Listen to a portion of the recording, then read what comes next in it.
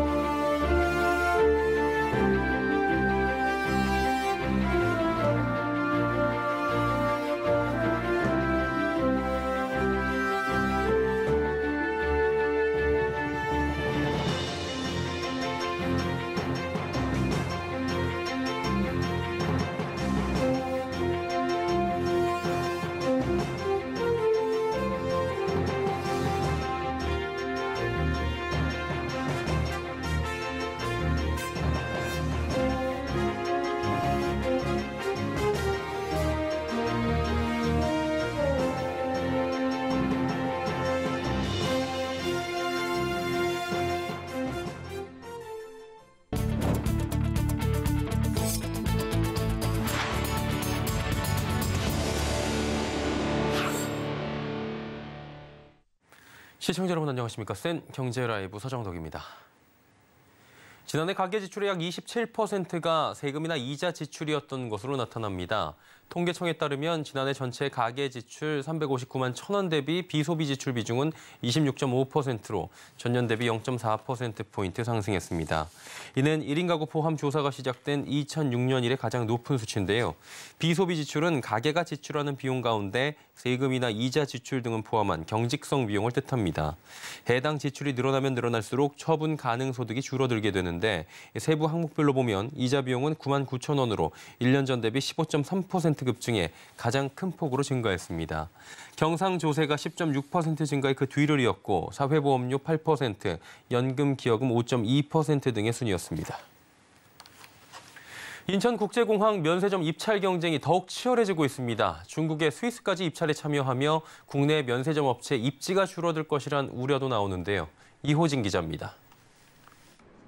인천공항공사는 오늘 제1, 2 여객터미널을 대상으로 면세점 사업권 입찰 참가 신청을 받고 내일까지 사업 제안서와 가격 입찰서를 받습니다. 이런 시점에서 전 세계 매출 1위인 CDFG, 중국 국영 면세점 그룹까지 면세점 입찰에 참전한 것으로 알려지며 국내 기업들이 긴장하고 있습니다. CDFG가 막강한 자본력을 바탕으로 높은 입찰 가격을 제시할 가능성이 높기 때문입니다. 이번 면세점 입찰은 1차 심사에서 인천공항공사가 임대료 40%, 사업계획 60%를 반영해 점수를 내고 2차 심사에서 관세청의 특허 심사 점수를 합산하는 방식으로 진행됩니다.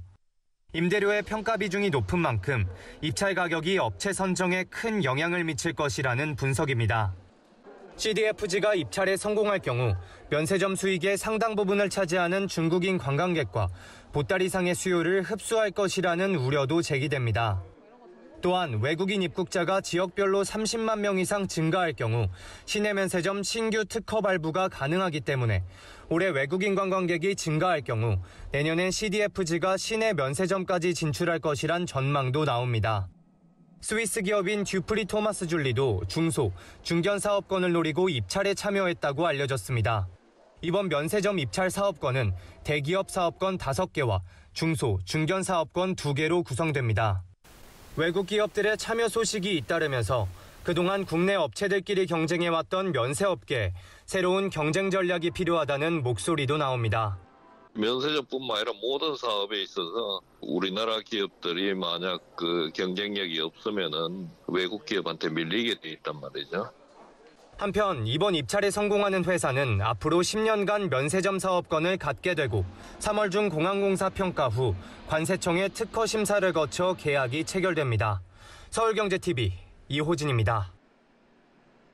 인천산업의 최전선 남동산단이 스마트그린 산업단지로 지정되며 제조업 혁신의 거점으로 떠오르고 있습니다. 특히 소부장산업과 바이오 헬스 등 신산업 특성화에 힘을 쏟고 있다고 하는데요.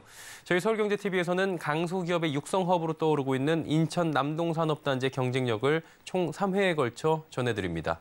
차성민 기자입니다. 인천 최대 규모의 산업단지인 남동산업단지가 변화의 물결을 맞이하고 있습니다.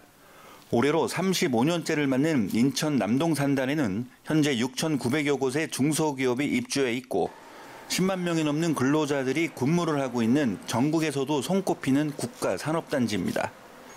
그동안 우수한 기술력을 갖춘 제조 중소기업을 강소기업으로 키워내는 요람의 역할을 톡톡히 해왔습니다.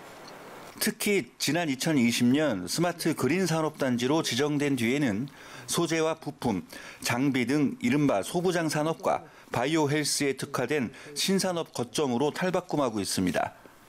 스마트 그린 산업단지로 지정되면서 검사와 분석, 인증 절차, 애로기술 해결 지원 등 다양한 서비스를 원스톱으로 제공하고 있습니다. 남동구도 남동산단 지원에 나섰습니다. 우선 구는 중소기업의 원천 기술 확보와 기술 역량 강화를 위해 실증화 장비 사용료를 지원한다는 방침입니다. 이와 함께 남동산단의 부정적 이미지를 개선할 수 있는 사업도 함께 병행하기로 했습니다. 이미지 개선을 위해서 먼저 그 남동공단이라는 명칭을 남동산단으로 바꾸는 그런 명칭 변경 사업을 지난해 12월부터 좀 전개해 왔고요.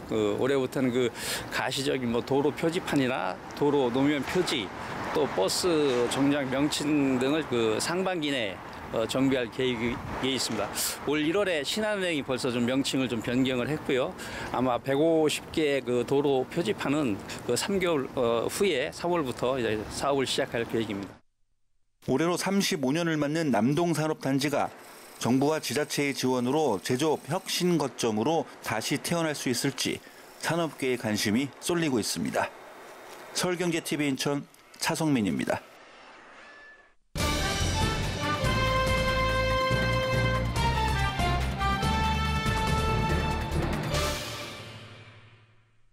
올해 기업 공개 이 IPO 시장에선 중소형사들이 확실한 존재감을 보이고 있죠. 증시 부진의 오아시스 등 IPO 대어로 불리던 기업들이 잇따라 상장을 철회한 데 반해 중소형 공모주 같은 경우에는 따상 행진을 이어가며 흥행을 이끌어가고 있는데요.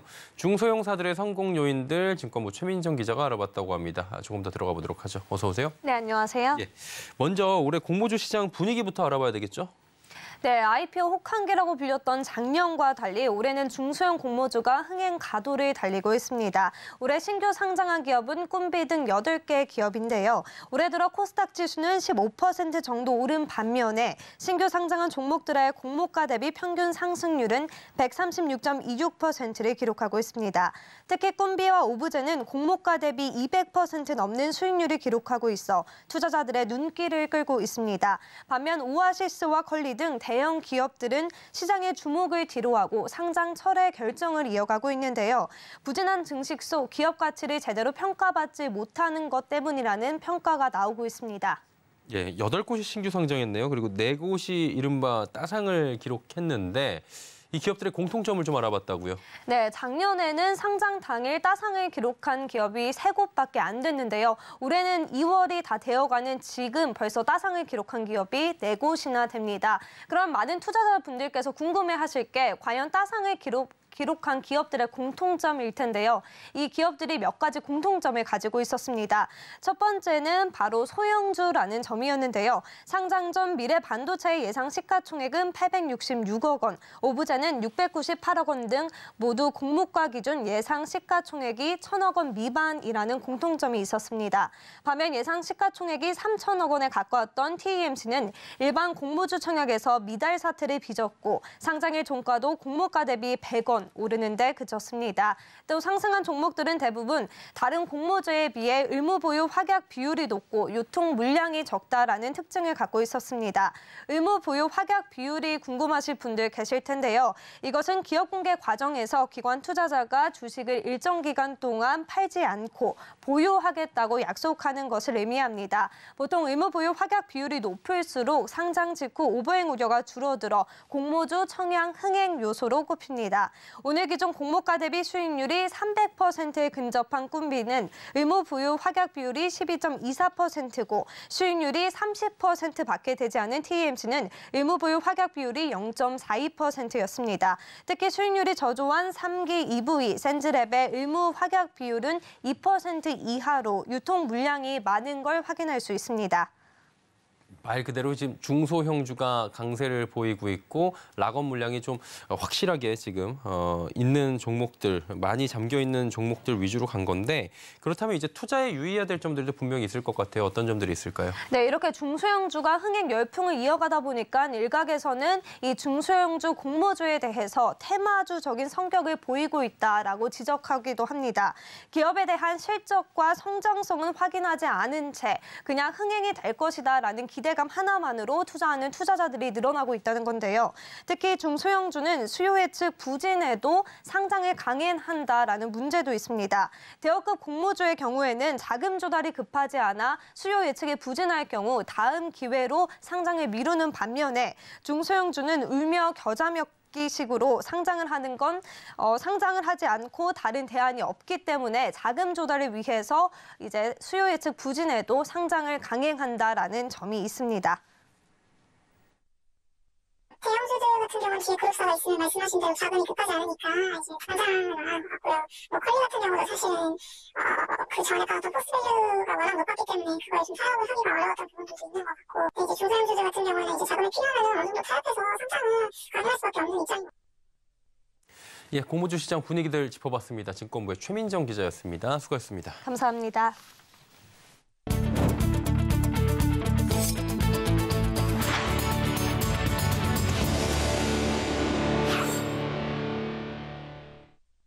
지난해 태풍의 피해를 입었던 포스코 포항제철소가 침수 135일 만에 완전 정상화를 이뤄낸 데에는 민관군 140여 명의 헌신적인 노력과 50년간 쌓아온 기술력이 빛을 발했습니다. 창사 이후 49년 만에 공장 가동 전면 중단이란 위기를 극복한 135일간의 기적, 김효진 기자가 짚어봤습니다. LED 전광판의 불빛이 밤하늘을 밝힙니다. 포항의 명물이라 불리는 포항제철소의 소통보드입니다. 지난해 9월 6일 태풍 흰남노로 49년 만에 불이 꺼졌지만 피해를 완전히 복구하고 불을 켜냈습니다. 지난 10일 포스코는 포항제철소 침수 피해를 135일 만인 1월 20일 완전히 복구했음을 선언하고 십시일반 손을 보탠 관련자들에 감사하는 감사의 장을 마련했습니다. 포스코는 여의도 3배 면적인 포항제철소가 이토록 빠른 시일 내 완전 정상화될 수 있었던 건 지자체와 시민, 해병대, 협력사의 협동 덕분이라며 감사의 뜻을 밝혔습니다. 민관군 협력사와 임직원들이 모두 한마음으로 제철소 복구에 나서줬기 때문에 예상보다 빨리 그리고 안전하게 완전 복구가 되었습니다. 실제로 피해 다음 날부터 해병대와 경북소방본부는 인력과 인프라를 동원해 임직원들과 복구 작업에 팔을 걷어붙였습니다. 협력사들은 제철 관련 장비를 파견해 철강제 수급 안정화에 나섰고 시민들도 생수와 간식을 보내 힘을 보탰습니다. 이날 열린 감사회장에는 유공기관 관계자 100여 명이 참석했으며 포항시와 해병대 1사단, 경북소방본부, 가공센터 사장단 협의회가 감사패를 받았습니다. 여기에 포항제철소 복구 과정을 담은 사진 60여 점과 다큐멘터리를 상영하는 전시회도 열렸습니다. 포스코는 재난 대비 체계를 보완하고 국민들의 소중한 도움을 잊지 않고 경제 발전을 위해 앞장서겠다는 방침입니다. 서울경제TV 김유진입니다. 토요타가 전동화 모델의 신호탄으로 5세대 모델 RAV4 플러그인 하이브리드를 선보였습니다. 효율적인 연비와 성능을 갖춰 도심 출퇴근뿐만 아니라 차박 등 아웃도어 활동에도 활용도가 높을 것으로 기대되는데요. 박세아 기자입니다. 평일 오전 9시 도로 지체 구간이 많은 출근 시간대, 5세대 모델 RAV4 플러그인 하이브리드를 몰았습니다. 시승 동선은 서울 잠실에서 용인 기흥까지 왕복 50km. RAV4 플러그인 하이브리드는 전기차 주행 EV 모드, 가솔린 연료를 활용한 하이브리드 모드, EV 모드로 주행하면서 엔진의 힘을 함께 사용할 수 있는 오토 EV 하이브리드 모드, 배터리를 충전해 EV 주행 거리를 확보하는 CHG 홀드 모드 등 총 4가지 주행 모드를 갖췄습니다. 이번 시승에선 EV 모드와 하이브리드 모드를 활용했습니다. 이렇게 차량 한쪽에는 가솔린 연료를 충전하는 주유구가 있고 또 다른 한쪽에는 전기 충전이 가능한 AC 단상이 있습니다. 도로 정체 구간을 빠져나간 뒤 도심 외곽에선 130km까지 가속 페달을 밟았습니다. 가속이 쉽게 되는 반면 핸들링은 묵직해 안정감 있는 주행이 가능했습니다. 합산 출력은 306마력, E4 시스템이 탑재됐습니다. 구간별 차량 진입이 많아지거나 도로 정체가 이어져 급정차와 차선 변경이 있었지만 구간별 연비가 리터당 18km를 찍었습니다. 라브4 PHEV는 복합주행 모드 기준 연비 리터당 15.6km입니다. 전기 배터리 기준 1회 충전 시 최대 63km까지 EV 주행이 가능합니다. 주행 시 토요타 세이프티 센스가 작동해 운전대가 자동으로 움직이며 차선 유지를 도왔습니다.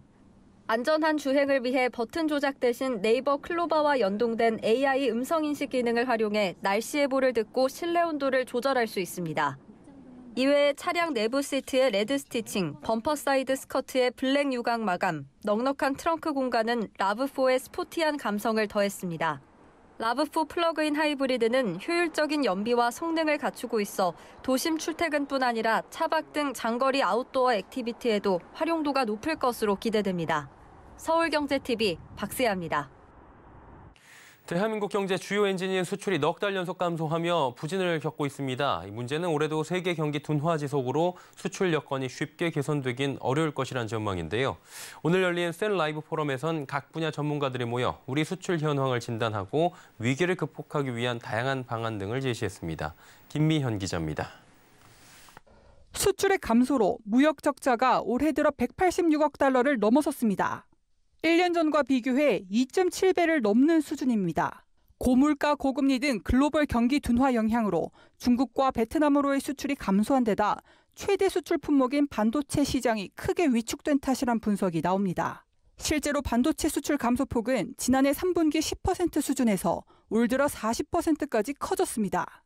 여기에 앞으로 미국과 중국 간 갈등이 심화될 거란 전망이 나오면서 이들 국가 의존도가 높은 우리 수출 역시 타격을 받게 될 거란 우려가 큽니다. 위기 대응을 위해선 범정부적인 수출 확대 전략을 마련해야 한다는 조언이 나옵니다. 오정근 한국금융-ICT 융합학회 회장은 수출 활성화를 위해 18개 수출 유관 기관들의 목표 이행을 점검하고 부처별 협업을 이끌어낼 체계를 구축해야 한다고 강조했습니다. 뿐만 아니라 고금리와 원재료비 상승으로 일시적 자금 조달에 어려움을 겪는 우량 수출 기업들에 대해 금융 지원을 지금보다 더 확대해야 한다는 조언도 나옵니다. 과거에는 한 1년에 이자를 부담해야 되는 게 한 40조 원이었다 그러면 지금은 80조 원까지 2배 가까이 늘어났습니다. 그래서 제일 어려운 부분이 바로 자금 부분이기 때문에 수출을 촉진하는 이런 무역 보정보험이라든지 정부가 적극 나서야 되겠다. 이 밖에도 관세 등 분야에서 수출금융 절차 간소화를 확대하고 분산된 금융 지원 정책을 종합적으로 대응할 컨트롤 타워가 필요하다는 제언도 나왔습니다. 글로벌 경기 침체 등 올 한 해 내내 여러 수출 난관이 예상되는 가운데 우리 경제 버팀목의 회복을 위해 정부와 민간 기업들의 고민이 함께 필요한 시점입니다. 서울경제TV 김미연입니다.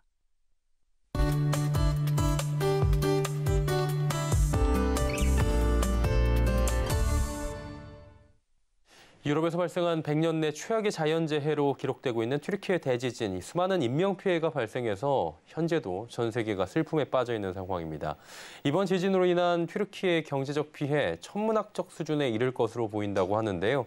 튀르키예 국가 GDP의 최대 10% 정도의 경제적 손실이 있었다고 하는데 오늘은 이 관련 이야기들 해보도록 하겠습니다. K외대 반기성 센터장 오늘도 함께합니다. 어서 오세요. 네, 안녕하세요. 예, 튀르키예 대지진으로 인한 인명피해가 이른바 동일본 대지진을 뛰어넘는다라고 하는데 역대 지진 사망자가 많이 발생했던 지진에 비하면 이번 게 어느 정도입니까? 현재 튀르키예 지진으로 인한 사망자 수가 4만 8천 명이 넘었다고 하죠. 네. 그리고 이제 미국 지질조사공은 앞으로 여진 발생까지 더해진다면은 10만 명이 넘을 확률도 26%라고 발표를 했는데요. 역대 지구상에서 10만 명 이상의 사망자가 발생했던 지진 사례를 보면은 가장 많은 인명피해가 발생했던 지진이 1556년 1월에 중국 산시성 대진이 있었거든요. 이때 83만 명이 사망을 했고요. 예. 두 번째가 이제 1976년 7월 중국 탕산 대지진이죠. 약 25만 명 이상이 사망을 했고요. 2010년 IT 대지진으로 23만 명 이상이 사망을 했습니다. 그리고 2004년 인도네시아 수마트라 지진으로 인해서 당시 23만 명의 사망자가 발생했는데 당시는 강력한 지진 해일로 인한 사망자가 많았었죠. 예. 그리고 이제 1924년 일본 간또 대지진으로 14만 명 이상이 사망을 했는데 당시 이제 수습 과정에서 일본 정부가 유언비를 주장해서 조선인들을 대량으로 학살했던 그런 지진으로도 아주 유명합니다. 이번 튀르키예 지진으로 인한 현재 사망자 4만 8천 명의 순위를 봐도 21세기 들어선 6번째로 많은 사망자가 발생한 지진이 됩니다. 예, 아유, 저 안타까운 사고인데요. 일단은 많은 지역의 그 지진들을 보면 불레골이라는 곳에서 주로 일어나게 되고 강진이 일어나는데 이번에는 그 지역도 아닌 것 같거든요. 이렇게 강한 지진이 발생한 이유가 뭘까요? 일단 튀르키예 같은 경우는 강한 지진이 자주 발생하는 나라긴 나라입니다. 1999년 8월에 이스탄불에서 100km 정도 떨어진 이즈미트시에서 규모 7.6의 지진이 발생하면서 당시에도 2만 3천 명 이상의 인명피해가 발생을 했었고요. 1939년에는 에르진잔에서 발생한 강진으로 4만 5천 명이 사망한 적도 있었습니다. 자, 이렇게 이제 튀르키예의 강한 지진이 자주 발생하는 이유는 튀르키예 지계가 거대한 지각 구조인 유라시아판, 아프리카판, 아라비아판 이 세 개의 판 사이에 껴있기 때문입니다. 이들 세 개의 거대한 지각이 서로 남북 방향으로 밀고 있다 보니까 이들 사이에 터키 지계가 밀려나가면서 지진이 아주 자주 발생하게 되는 것이죠. 예. 굉장히 많은 분들이 사망을 하셨고요. 부상당한 모습도 지금 볼 수 있는데 마음이 아프고 조속히 좀 해결이 되기를 바라볼 수밖에 없을 것 같습니다. 근데 이 지진 재난이라는 게 인명피해도 이렇게 크지만 경제적인 피해 영향도 굉장히 크지 않습니까? 그렇습니다. 이번 지진의 영향으로 3개월 동안 자연재난 지역으로 선포된 가지안테프 등 남동부 10개 주는 섬유라든가 철강 등을 중심으로 한 공업지대고요. 예. 또 지진으로 큰 타격을 받은 메르신주 메르신항과 하타이주 이스켄데르 항은 중동과 유럽을 잇는 중심 물류기지 역할을 해온 그런 지역입니다. 또 아다나주에 제의하는 아제르바이잔이라든가 이라크에서 튀르키예로 원유를 공급하는 송유관의 종착점이기도 합니다. 이런 지역의 산업과 물류 이동은 당분간 불가능해지죠. 그러면서 경제적 피해가 지금 커지고 있는데요. 이외에도 이번 지진이 이미 튀르키예의 금융시장을 마비시키기도 했습니다. 이스탄불 증권거래소는 8일이었죠. 보르사 이스탄불 100 지수가 폭락을 하자 이날 오전부터 닷새 동안 주식 거래를 중단하기도 했는데요. 튀르키예 주식시장이 문을 닫았던 것은 1999년 대지진 때 일주일 거래가 중단된 이후 24년 만에 처음이라고 하죠. 예, 워낙에 사안이 중했기 때문일 겁니다. 이번 튀르키예 지진으로 인한 경제적 피해를 예상하는 기관들이 있는데 이들은 구체적으로 좀 어느 정도의 피해를 예상을 하고 있는 건가요? 물론 예측하는 기관에 따라 약간 차이는 있습니다만 그렇죠. 미국의 블룸버그 통신은 일단 튀르키예가 지진 대응에 써야 할 공공 지출이 국내 총생산의 5.5%에 이를 수 있다라고 보도를 했는데요. 보도에서 이제 경제학자 셀바 바르비아즈키는 이번 지출로 인한 공공 지출이 어느 정도 될지 초기 예측을 해봤더니 국내 총생산의 5.5%에 달할 것으로 예측이 된다. 여기에 정부가 신용을 더 지원할 경우 수치가 증가할 것이다라고 전망을 했고요. 또 데이터 리서치 기업의 텔리머의 히스나인 말리크는 작년 여름 최악의 대홍수 피해를 입었던 파키스탄 같은 경우 국내 총생산의 5 내지 10%가 줄었다면서 경제 규모가 큰 튀르키예는 감소폭이 이보다는 적겠지만 튀르키예가 안고 있는 재정 위기를 가속화시킬 것이라면서 우려를 표명을 했습니다. 예. 그리고 또 다른 단체인 튀르키예 기업 연맹은 이번 지진으로 인해서 튀르키예가 입은 경제적 손실 규모가 840억 달러 넘는다고 추산을 했는데요. 이 액수는 튀르키예 국내 총생산의 약 10% 정도 수준이 됩니다. 튀르쿤패드는 지진으로 주거용 건물에 약 708억 달러 상당의 피해가 발생을 했고 104억 달러의 국민소득 손실이 추가로 발생할 것으로 추산을 했고요. 또 노동력 손실도 29억 달러에 이를 것으로 추정을 했습니다.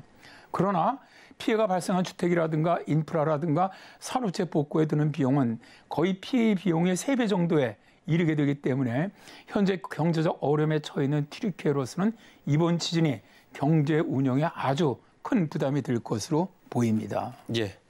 사고 현장의 복구가 무엇보다도 조속히 이루어지기를 바라보도록 하겠습니다. K외대 반기성 센터장과 함께했습니다. 고맙습니다. 네, 감사합니다.